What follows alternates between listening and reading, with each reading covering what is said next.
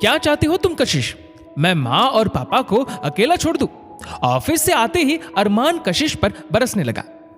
पर अरमान, मैंने तो ऐसा कुछ भी नहीं कहा, और आप आते ही ये सब क्या लेकर बैठ गए? आप हाथ मुंह धो लीजिए, मैं चाय लाती हूं आपके लिए। कशिश शांत आवाज में बोली।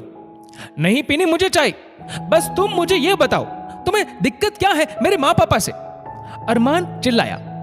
कोई भी दिक्कत नहीं है अरमान, और मैं नहीं समझ पा रही आप ऐसी बातें कर क्यों रहे हैं? कशिश बोली।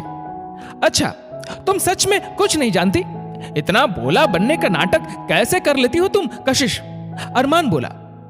आप हद से बढ़ रहे हैं अरमान, बिन गलती मुझ पर इल्जाम लगा रहे हैं। जब तक आप बताएंगे नहीं किस वजह से ये बात कर रहे हैं, तो कैसे पता लगेगा मुझे? कशिश थोड़े सख्त लहजे में बोली। अच्छा, माँ अभी बाहर बता रही थी तुम उनका और पापा का बिल्कुल ख्याल नहीं रखती, खाना बनाकर रख देती हो, पूछती भी नहीं हो। मैं खुद देख कर आ रहा हूं, आज तो बल्कि रसोई में खाना बना रखा है और वो भूखे हैं। अरमान बोला। क्या? पर मम्मी पापा तो आज मौसी जी के यहाँ गए थे, बल्कि मुझे बताया भी नहीं। मैंने खाना बना भी लिया था, जब पूछने गई तो माँ बोली वहीं खाएंगे वो खाना। कशिश ने कहा। अपनी गलती छुपाने को झूठ बोल रही हो तुम, अरमान गुस्से में चिल्लाया। क्या हुआ बेटा, इतनी तेज क्यों चिल्ला रहे हो? तभी अरमान के पिता सुधीर जी वहां आ बोले। पापा जी, आज आप कहां गए थे दिन में? अरमान को बताइए, और ये भी कि मैं आप लोगों को खाना खिलाती हूं या नहीं। कशिश अपने ससुर से बोली। बेटा, हम सुधा मौसी के यहाँ गए थे, पर क्या हुआ है ऐसा? और किसने कहा बहू कि तुम हमें खाना नहीं खिलाती? सुधीर जी असमंजस में आ बोले। पापा, पर मां तो कह रही थी कशिश आप लोगों की देखभाल नहीं करती, खाना बना कर रख देती है बस, उसे मतलब तक नहीं हम खाए या ना खाए। अरमान पिता से बोला। शर्मिला, यहां आओ जरा। सुधीर जी ने पत्नी को आवाज लगाई। अरे आप कब आए क्लब से? आप तो रात को आने वाले थे ना? पति को बेटे के कमरे में देख शर्मिला जी सकपका गई। तुम वो छोड़ो, ये बताओ तुमने अरमान से क्या कहा है? सुधीर जी गुस्से में बोले। अरे आप चिल्ला क्यों रहे हो? चलो कमरे में अपने, वहां बात करते हैं। वैसे भी घर के मामलों में बोलना आपको शोभा नहीं देता। शर्मिला जी बोली। और तुम्हें शोभा देता है? कुछ महीने पहले ब्याह कर आई बहू की झूठी शिकायतें बेटे से करना। सुधीर जी बोले। मां, क्या है ये सब, और क्यों मुझे समझ नहीं आ रहा कुछ।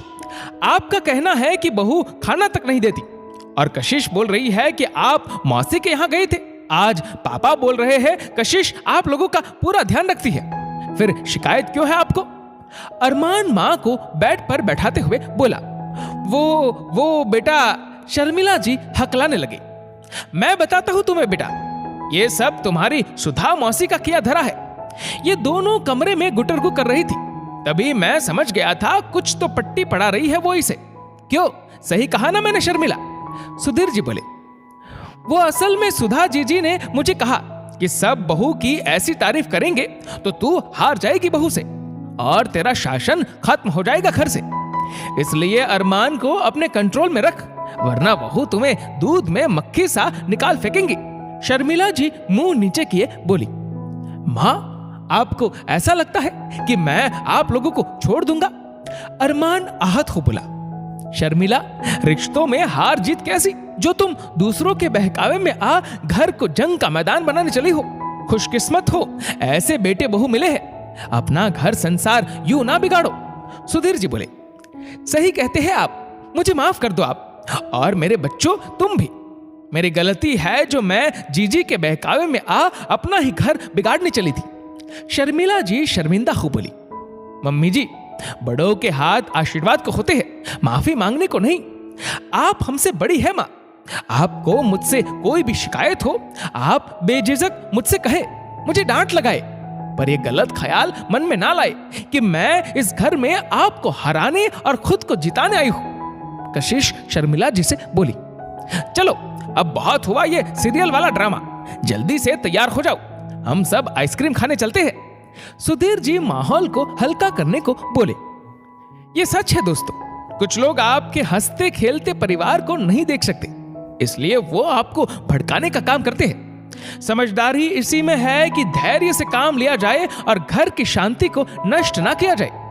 दोस्तों, इस वीडियो को लेकर आपकी क्या राय है, नीचे कमेंट करके जरूर बताएगा। और अगर आपको वीडियो अच्छा लगा हो तो इस वीडियो को लाइक करेगा, शेयर करेगा ज्यादा से ज्यादा लोगों तक। और ऐसे ही और भी इंस्पिरेशनल वीडियोस के लिए सब्सक्राइब करें हमारे यूट्यूब चैनल को और फेसबुक पर फॉलो करें हमारे पेज को। धन्यवाद।